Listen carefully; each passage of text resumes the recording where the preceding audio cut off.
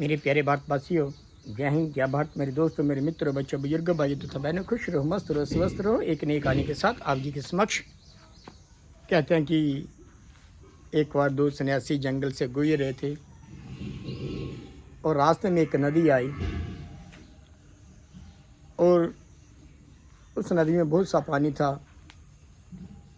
उधर उसके किनारे एक औरत खड़ी थी, लेकिन उन सन्यासियों का ये नियम था कि हम किसी भी औरत को, स्त्री को नहीं छुएंगे, नहीं स्पर्श करेंगे। कहते हैं कि उस औरत को देखा, एक सन्यासी ने क्या किया कि देखा ये पार नहीं जा पाएगी, उसने अपने पेट के ऊपर रखा, उसको नदी पार करवा दी। जो दूसरा संत था बड़ा क्रोधित हुआ, घंटों तक वो सफ़र करते रहे। आखिर में कुछ समय के बाद एक संत दूसरे को कहने लगा, बड़ा क्रोधित होके, कि आपको पता नहीं कि हमारा नियम ये है कि हम किसी स्त्री को नहीं टच करेंगे, नहीं छुएंगे, लेकिन आपने तो उसको पीठ के ऊपर बिठा के पार उतारा करा दिया, उसका नदी पार करा दी।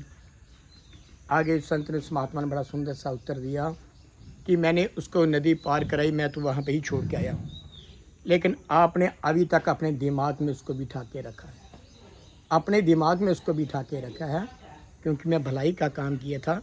मैंने तो उसको नदी पार कराई, वहीं पे छोड़ के आया हूँ, लेकिन आपके दिलो दिमाग में अभी भी वो औरत बैठी हुई है। इसी प्रकार से अगर मैं किसी की मदद करता हूँ, कहते हैं वो नियम से भी बड़ा होता है, किसी की जान बचाना, किसी की मदद करना।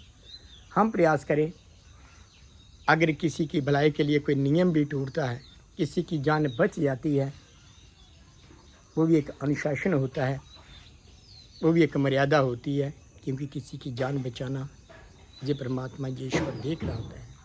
जो दूसरों का हित की बात करता है, दूसरों की प्राणों की रक्षा करते हैं, इससे बड़ा कोई बलवान नहीं होता है, इससे कोई बड़ा महान नहीं होता है।